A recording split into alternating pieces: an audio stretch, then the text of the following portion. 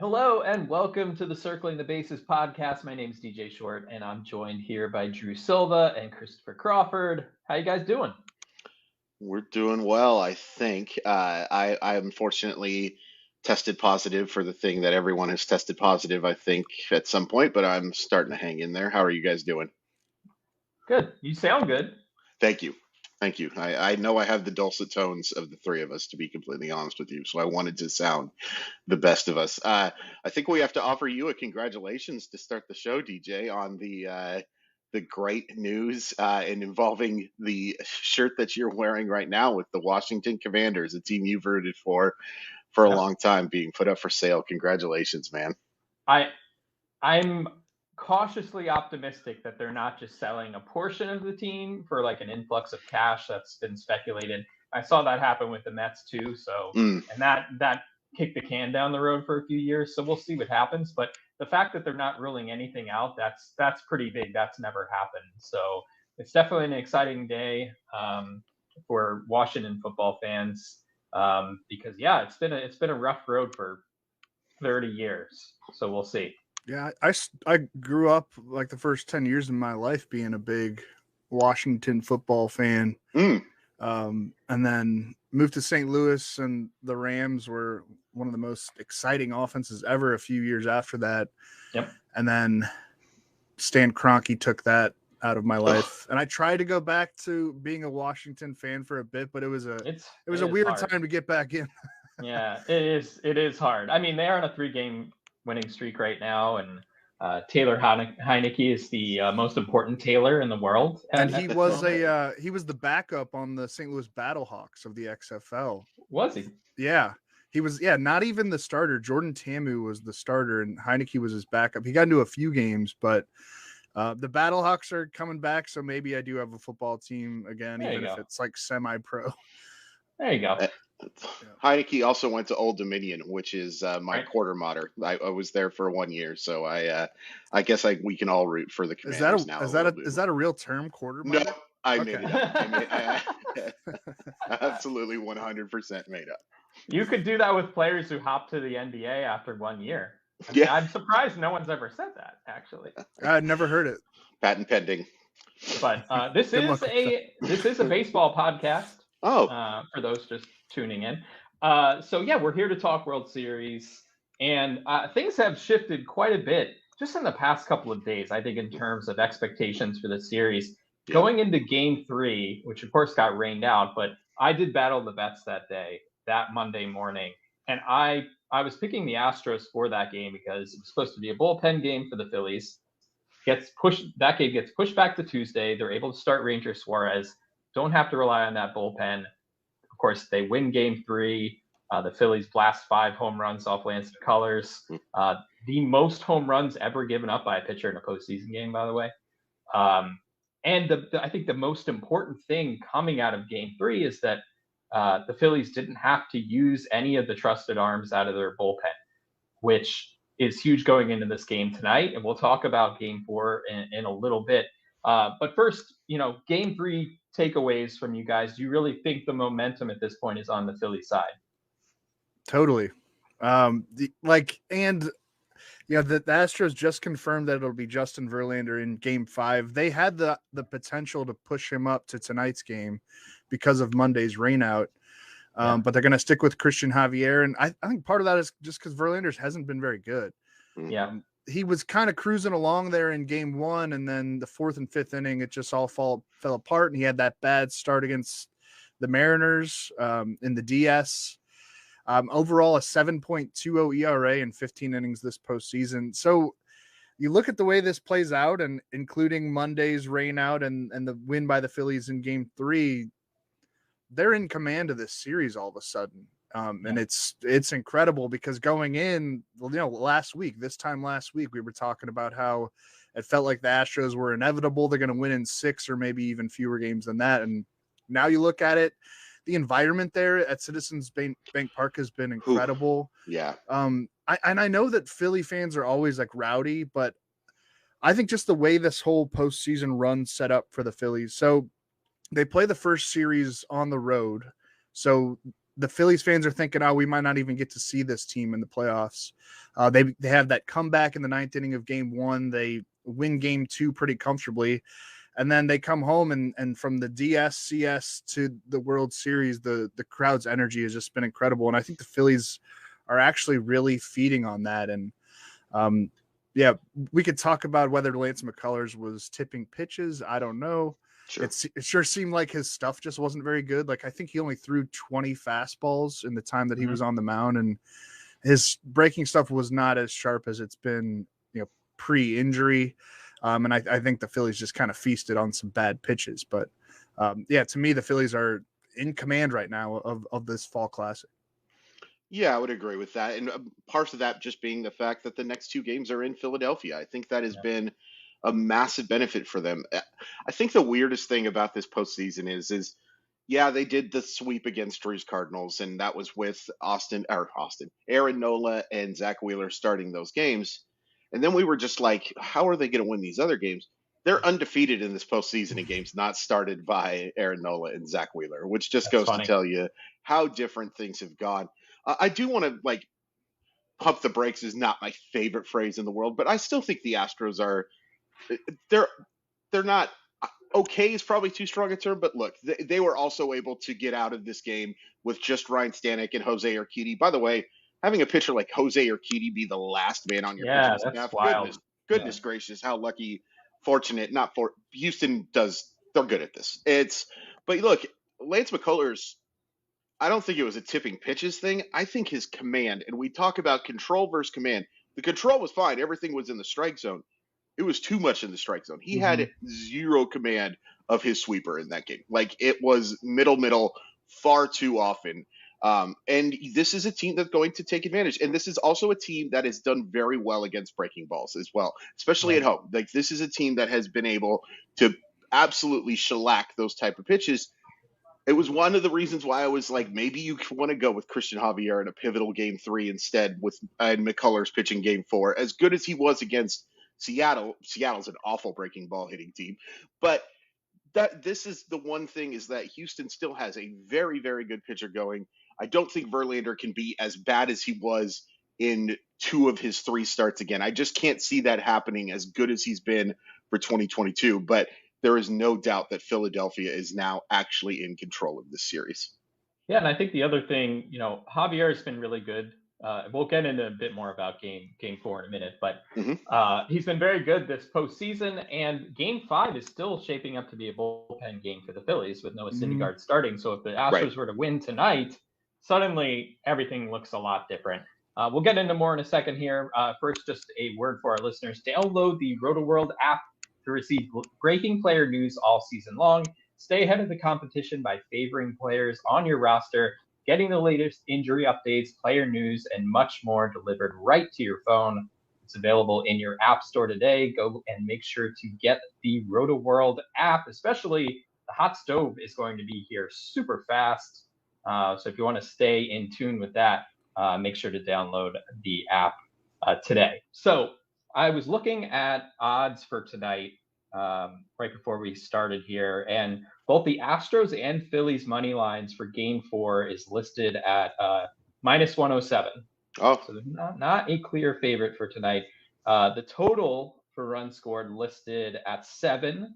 Over is -120, under at 105. I did battle the bets today. I picked the Phillies to win this game. I also picked over on the runs scored. What are you feeling about that? Are you on a streak here? It seems like you've been on there a while. I was on there Monday. I won despite the game getting rained out. I won with an NBA. All right, no, I won with a Monday Night Football pick. And then yesterday I got 2 out of 3 both baseball picks. I got McCullers over 5 strikeouts. He stayed in. Yeah. Which maybe we should talk about that for a second. How do you guys feel about Baker leaving McCullers in when he did settle down a little bit for 2 innings, but the top of the order was coming back around, and he left him in there, and then the game kind of got out of reach at that point. Yeah, I saw a stat before we jumped on. I mean, it's the most runs that a starting pitcher has allowed since 2002. I forget the name, like Russ Ortiz, maybe. Russ Ortiz, yeah. And a lot of that is because Dusty was the don't. manager of that team as well. Oh wow, Oh, that's interesting. interesting. Yeah. Well, but a lot of it is like in modern baseball, modern postseason baseball, you just wouldn't leave a pitcher in to wear it like that in the postseason. Yeah. And it was odd, but I don't know, maybe Dusty felt like, all right, this one's already over, even though that would have been pretty early to call it. And he's trying to save some of his arms because he feels like as this series plays out, he's going to have the advantage. Or maybe maybe I'm giving him too much credit that he's thinking forward like that. I thought it was weird. McCullers didn't really have it. Not that I was expecting him to have like a lights out start, but I mean, it was pretty quick that the Phillies pounced on him. I had less of an issue with it than him leaving in Verlander for game one. I thought that was a massive mistake. Massive mistake. After it was 5-3, that should have been Justin Verlander's last inning. It was pretty darn clear to me, and I'm an idiot, that he did not have the stuff that was going to be necessary to get through that next inning. So I wear it is probably too strong, but I think you're right, Drew. I think there was trying to get through that, knowing that game 4 was going to be the pivotal game. And really, Houston, I think, will be okay. Not, again, the word okay may be too strong here. If they can just get back to Houston and win 2 games in a row, I think you would feel pretty confident with that after losing this one, especially. But yeah, I don't have as big of an issue with it. But this is, again, it was an old school mentality, and it certainly cost them game 1, and it certainly didn't help them in game 3. Yeah, I think it was close enough where you could dip into that bullpen for some, and you could still use some of your important guys in that spot. Keep it at 4-0. I don't think the Astros were out of that game at all. Yeah. At that point, I think it was way too soon to be like, well, it's over. We'll worry about tomorrow. That doesn't make sense to me. I think he got caught flat-footed for the top of the lineup, which shouldn't have been the case. He should have been ready for that top of the lineup to maybe do a little bit more damage, and it just didn't happen for whatever reason. Because he pitched pretty well in the 3rd and 4th inning too. Yeah. So I get, but you should have had somebody ready to go in that 5th after, what did they hit, 3 home runs in that inning or 2 home runs in that inning? 2. Yeah. So there should have been somebody, Stanek or Urquidy or whoever you wanted to use in that situation should have been ready to go. But yeah, it's been interesting that I think we're all rooting for Dusty. I think it is more than fair to say that Rob Thompson has easily outmanaged him in these first 3 games.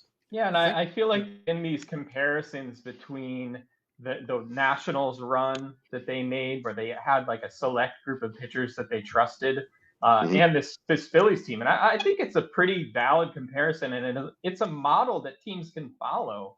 Because we're only talking about a couple of weeks here, and these pitchers during the regular season, they're pitching every day, every other day. They're used to a routine. They can be leaned on for these situations. I mean, Patrick Corbin has been a mess since then, but and Steven Strasburg for that matter. So there can be a price to pay, but I mean, flags do fly forever as well. They do.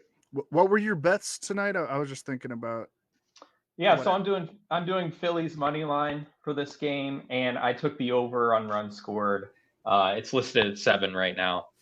What are Nola's strikeout props? Nola is listed. Both pitchers are listed at 5.5 right now. To go over on Nola, it's minus 155. Under is plus 115. Javier over plus 105. Under 145. I see no way that. Well, I mean, obviously anything's possible. I would not take the over on Javier. That's for sure. No, me either. Yeah, I don't know how to play that. I mean, the Astros had a lot of success against Nola in game 1 right away. And the Astros don't strike out a lot either. No, they don't. And you've got to think their offense is going to be better than what we've seen the last couple of games, or at least last night. Yeah. I don't know. I don't know how. That would be why I'd be taking the over, to be honest with you. Like, look, we talked about this in our podcast last week, and actually Drew and I ended up looking kind of dumb because we were talking about taking the 5-inning under, and I don't think we were right about that one. No, but we a 7 runs is a 4-3 baseball game, and I think that you're going to see at least one of these teams score more than 4 runs, and I would honestly kind of bet on both. It is really hard to shut out or hold a team like the Houston Astros, as talented as they are, under for that long. So if I was to make a bet on these things, I think I would go the over on that. I was just looking honestly at the points bet again. It looks like some money must have come in because right now we have the money line Phillies -115, Houston +100.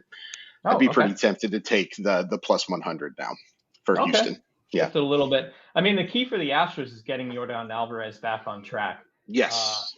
He's hitting 125 with 12 strikeouts and 39 plate appearances since Game 2 of the ALDS.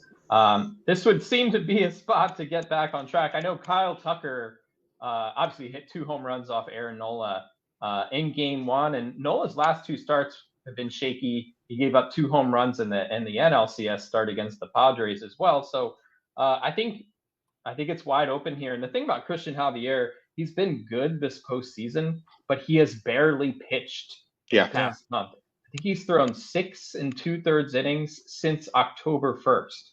So is that rest good or bad? I think it could go either way, especially for a pitcher like Javier, who doesn't have great control, and he is an extreme fly ball pitcher. In that ballpark with those power hitters, I think we're gonna see some home runs tonight for sure. Yeah. I have a question for both of you about the Astros DH. I thought David Hensley took some pretty good at bats. Would you have him starting at DH again today? Yeah, I think Mancini has looked lost.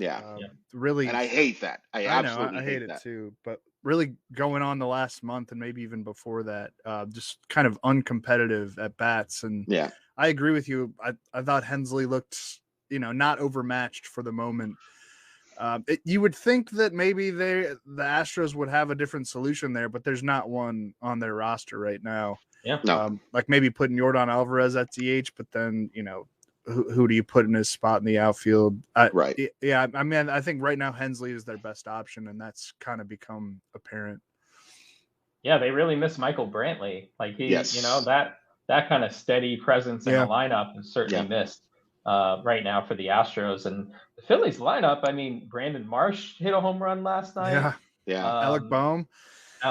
So I mean the Phillies lineup it's scary. There's not easy outs in that lineup right now. That's for sure. And the Astros do have some easy outs in their lineup, as we know. Right now, the bottom of the lineup is a mess. Like, I'm sorry. Like, Chas McCormick has actually put up some solid numbers. He has a .545 on base percentage in this series. Obviously, only 3 games, but he's been competitive. But like, once you get past Gurriel, this lineup is not nearly as scary. Like, the Phillies' bottom of the lineup to me is much more competitive. Although Bryson Stott hasn't picked up a hit. Gene Segura is only hitting .091. But I feel more confident in that bottom of the lineup. Since you guys brought up Bohm, I have to ask another question. What do you think Bryce Harper told him? I mean, I think they had something on McCullers. I think a lot of it was just he's not throwing his fastball. Yeah. And like to sit on the breaking stuff. Yeah. It's very possible, there've been breakdowns that the leg kick was the giveaway. Yeah, I saw that. And there's probably something to that. Yeah. I read an article, I forget who it was from. I think it was The Athletic, about how Harper, once he realized that he wasn't going to be able to play the outfield the rest of the year, it was during that rehab stint, he really embraced the DH role and, spends his time going over video and like helping other hitters, even if it's a right-handed batter, helping them identify things that they can do against a certain pitcher. And I don't think that's just like bluster. I think that's a real thing. And he's obviously has a baseball IQ that's through the charts. And I believe that he picked up on something pretty specific that helped that ball leave Citizens Bank Park. And that's not, I know there's such focus on it because it's the postseason, but that's not an unusual thing to see over a course of the game. Like Francisco Lindor does that a lot. If he'll score or hit a home run, he immediately goes to the next couple of batters and tells them what he's seen. So this is a very typical thing. I don't think there's anything nefarious going on, but it is a little funny to see the tables turn that, maybe the Phillies know what's coming against the Astros. It's funny how that works out. Yeah. No, go ahead. I was just going to say 0 sympathy. for the Houston Astros with any of this, if it was and, pitch tipping or anything. And picking up on pitches being tipped, if you're doing it without the use of technology, it's fair game.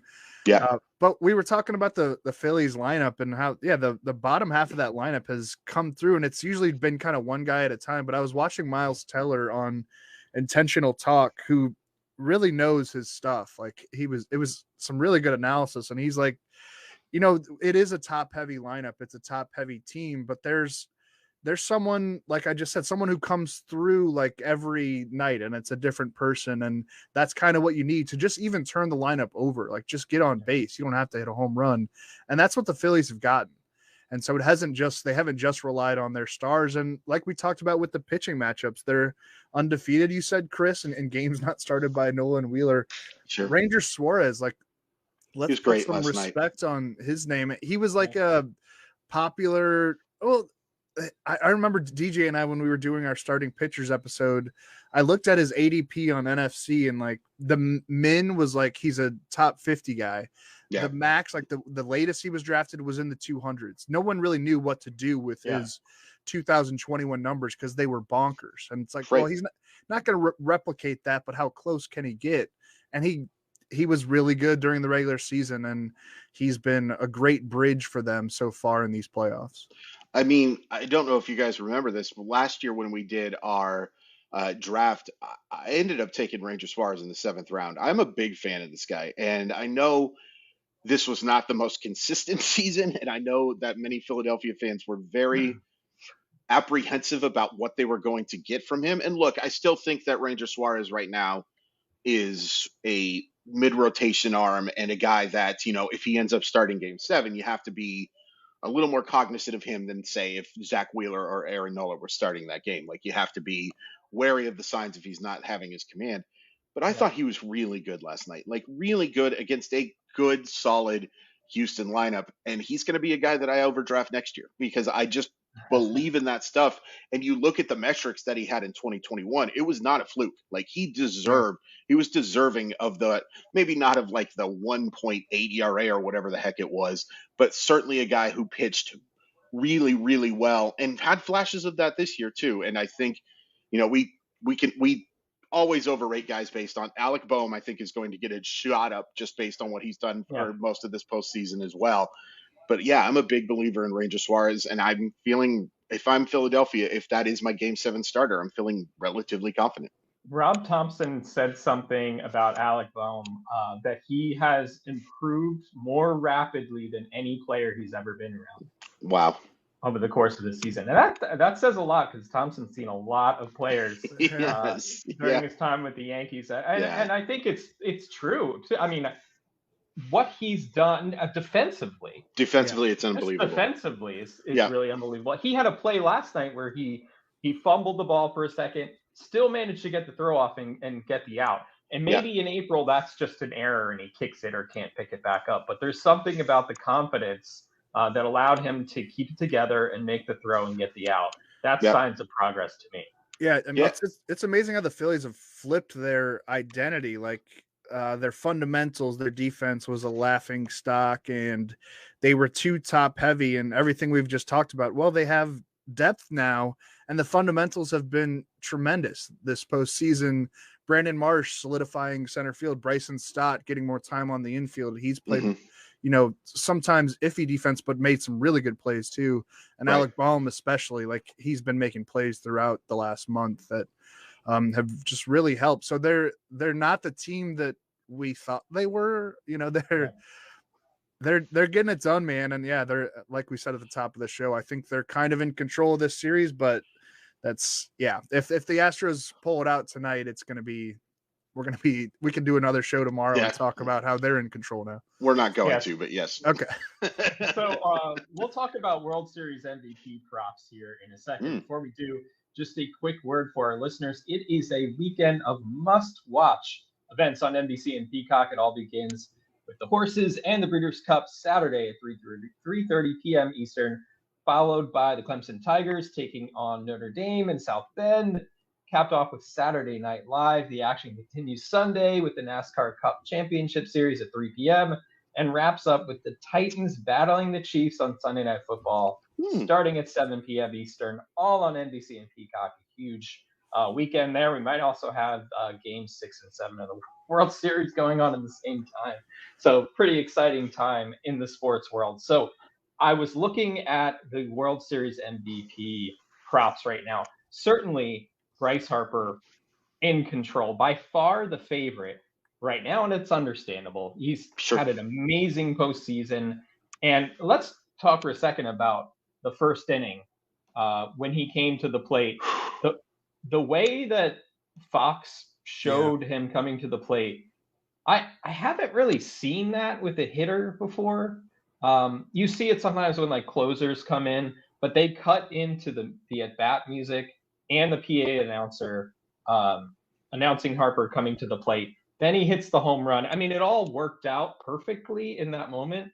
Very often, we know how it is with hitters. Like, 60% of the time, they're not going to get on base at all. Right.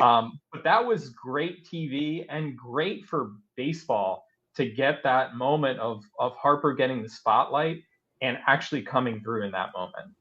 It was really cool. And I have to say this too. I love Bryce Harper.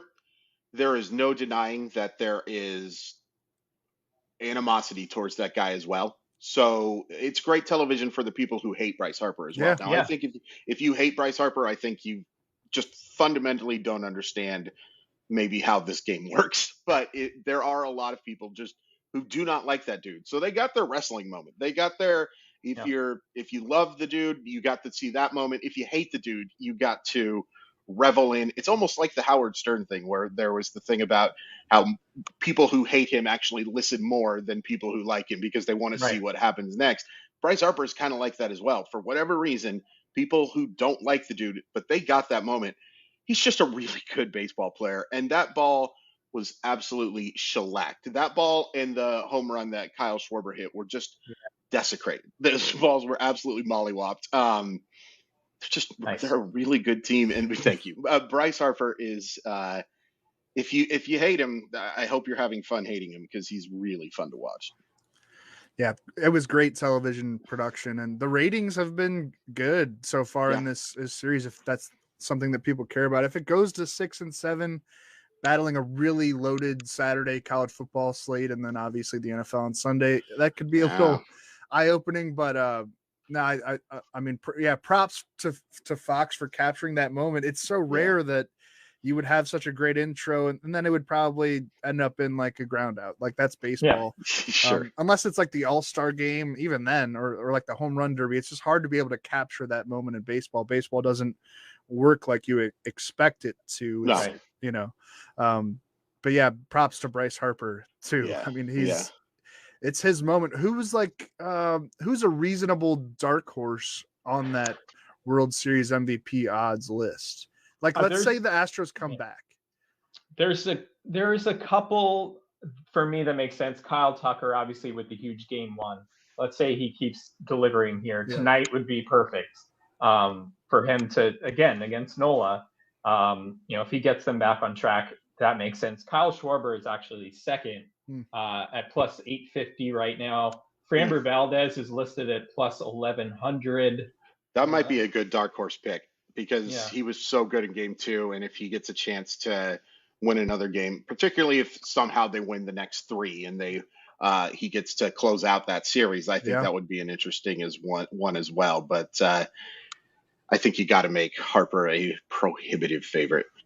I think that Ranger Suarez is a really interesting one. Like, let's say the series does go 7 games. Okay. Start game 7.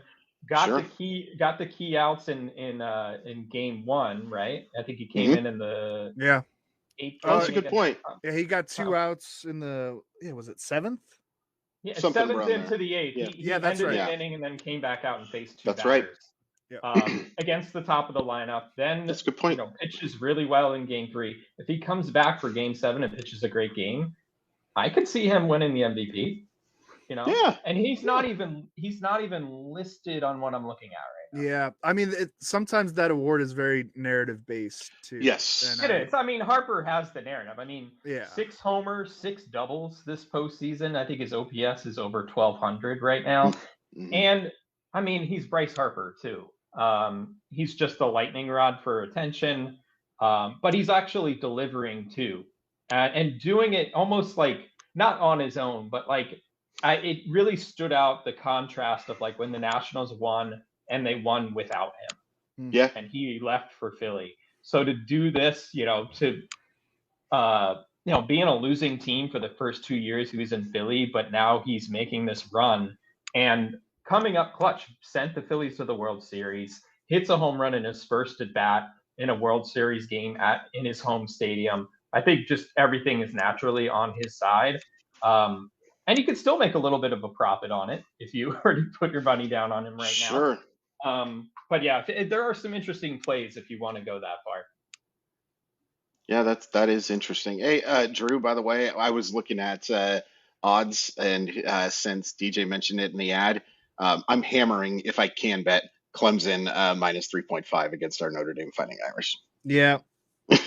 No comment. That is such a bad line. There is no way Notre Dame is keeping up with Clemson. Dude, there are so many good SEC games. I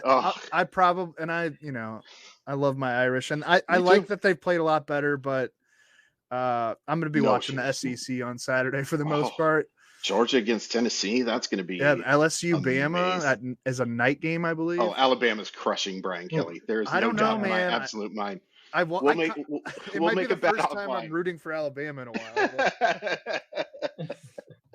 So let's make our picks, because by the next time we do the show, the season will be over. The World Series will be decided. We're actually going to come back next Wednesday and do kind of a World Series wrap-up episode, but also hot stove preview. And we're also going to take an early look at 2023 fantasy draft. So a jam-packed show next week. Let's make our predictions. By the end of the week, the season will be over. So let's revisit our prediction from last week. I think we all took the Astros in 6 games. How are we feeling now? I don't feel great about it. Yeah, I don't feel good about that one. No, but I will say, just because I don't think Houston's going to win 3 straight, I'm still going to go Astros in 7. I think this team is too good. Look, they've lost the momentum. They've lost home field advantage. They're going to have to win at least one of these games, obviously, in Philadelphia. But I still think that this is the best team in baseball, and I'll say Astros in 7 and root in my heart for Phillies in 5. I don't know. We're supposed to be confident in our predictions. Well, yeah. If the Phillies lose tonight, they've got a little bit of a problem on their hands with having to go to a Syndergaard bullpen game, and then I think Zach Wheeler's kind of run into a bit of a wall. Maybe. Yeah, we should say that physically something's going on there. I think for sure.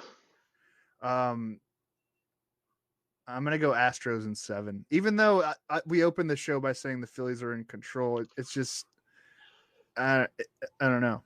Against my heart, I'm going Astros in 7. I'm going Phillies in 7. Okay, that's fun. I like it. I think the Phillies win tonight. They lose tomorrow. It goes back to Houston. Zach Wheeler gets chased early in Game 6. Then we go to Game 7. And it's all hands on deck, basically, at that point. But I think that Astros should feel good about Suarez, or the Phillies should feel good about Suarez potentially pitching that game. So I'm just looking at the odds here. So Astros in 7 is listed at plus 250. Okay. And the Phillies winning in 5 or 7 games is listed at plus 275 right now. Wow. That plus 275 and 5 does not sound like something I would have any interest in whatsoever, to be completely honest with you. It's been pretty awesome. I know we picked 6 and 7. I'm old, so I remember a time when the World Series was not very good. There were a lot of matchups that went 4 or 5 games or 6 games, but you had a pretty clear idea of who the best team was. we've been really fortunate in the last few years how good these World Series have been. Like, I know game 3 obviously won't go down. I won't see this replayed on MLB Network too often, but game 1 and game 2, I think game 1 was excellent. Game 2 was fine. Like, these World Series these past few years, I hope people appreciate them, because this is not always how it goes. There are a lot of times where there is a clear dominant team. And you know what? I know a lot of people who thought Houston would kind of run away with this thing based on what they did in the regular season and in the postseason as well. But it is awesome to see competitive World Series. Yeah, I mean, I always, especially if you don't have a horse in the race, you're rooting usually for entertainment or a competitive series. And we certainly have that. I mean, it's possible the Phillies could just run the table the next 2 days and win in 5 games, which would be quite a thing if Thursday night, because the Eagles are also playing, the undefeated Eagles, and then the Phillies potentially clinching a World Series the same night. I would board up your window. Do you guys have any idea how far apart those stadiums are? I don't. They're very close. They're in the same. They're in the same lot. They're in the same lot. So I'd either be there or I'd be 150 miles away if I could. Like, one of the two. You either got to be willing to be in the middle of the chaos, or you are driving down to Scranton or something like that to get away from this. That's going to be nuts. It is. All the lampposts are coming down. Yeah, I already bought. I joked that I bought a lamppost to celebrate if the Phillies win, and so I found I think it varies sport by sport. Like, football is such a better TV sport, and I'd almost just want to be home. But baseball, it's more of an environment sport, and I'd want to be there or in a crowd somewhere. I don't know. During like the Blues run to the Stanley Cup, by the end of it, I just wanted to be home with like the sound blaring on my TV, and people can come over. But because hockey, like, you have to pay attention every time the puck's in play, which is the whole game. Yeah. Baseball, you like know when you can look away or go get a beer or talk to your buddy. And football is definitely like that too. There's like built-in stoppages, which is why it's such a great TV sport. I don't know. Absolutely. Yeah. Well, and the left to right is just perfect for televisions, especially how this works. And I think actually hockey is the best looking sport on television, just the pure white on the OLED and stuff like that. But there is something about, like, I've spent a long time being like, I do not want to go to a baseball game ever again. It's just such a pain in the butt to get up there and deal with all of these people, especially Seattle traffic is so bad. Yeah. But like going to that postseason game and going to the game where Big Dumper hit that home run, it's like, maybe I'm going to have to ask NBC for season tickets or something, because like, I don't think they do, but it is absolutely, they don't. Yeah.